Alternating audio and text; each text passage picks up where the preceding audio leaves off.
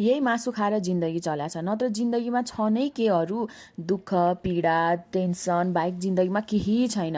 यसो उसो गरे यही मासुले नै खुसी दिन्छ। मासु पकायो खायो अनि आनन्द आउँछ। ल ठिक छ, जे भयो नि जिन्दगीमा मासु त छ भन्ने हुन्छ, नत्र के हुन्थ्यो होला जिन्दगी। कस्तो लाग्यो तपाईँहरूलाई यो तेल राखेर हामीले हिङ राख्यौँ। अब हिङ राखेपछि चाहिँ मसलाहरू हाल्छौँ।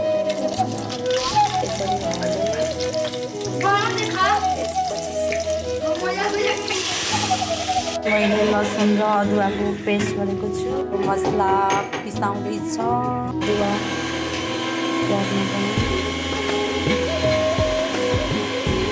टेस्ट अनुसारको बेसार र नुन मैले यहाँ हाल्न गएको छु।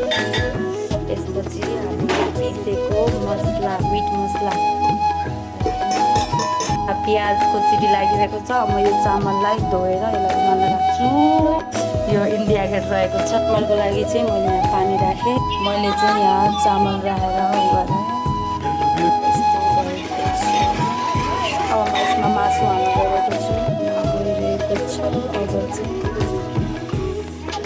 मासु जस्तै भुटेर आएका थिएँ अलरेडी। हाल्नु न तेल सिधै सबै।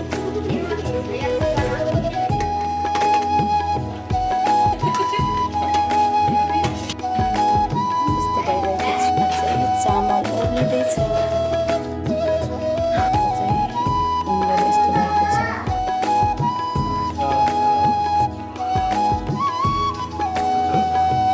अलि त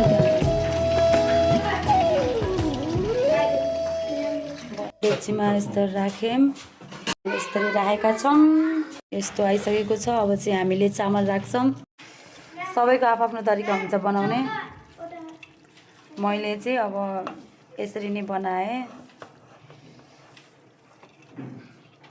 कुकरमा चाहिँ धेरै हुने भनेर चाहिँ मैले चाहिँ चामललाई यस्तो गरेँ।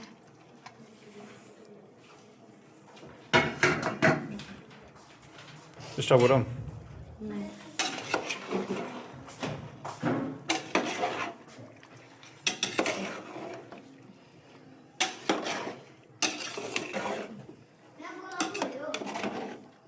भएको छ।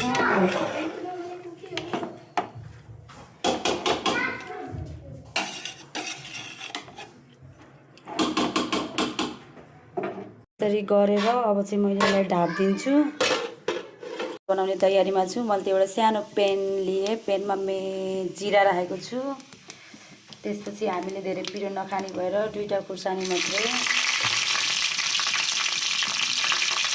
त्यसपछि मैले प्याज लसुन आदि हालेको छु।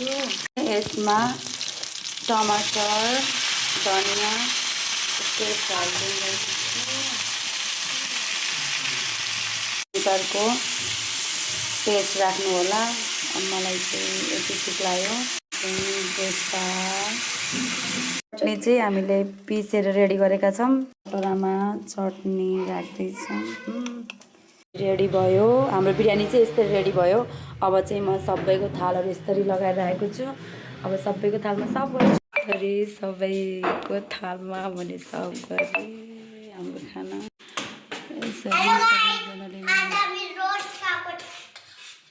यो मेरो ड्याडी, यो अन्सु दादा, यो हो मनिष दादा, यो हो मेरो बाबा।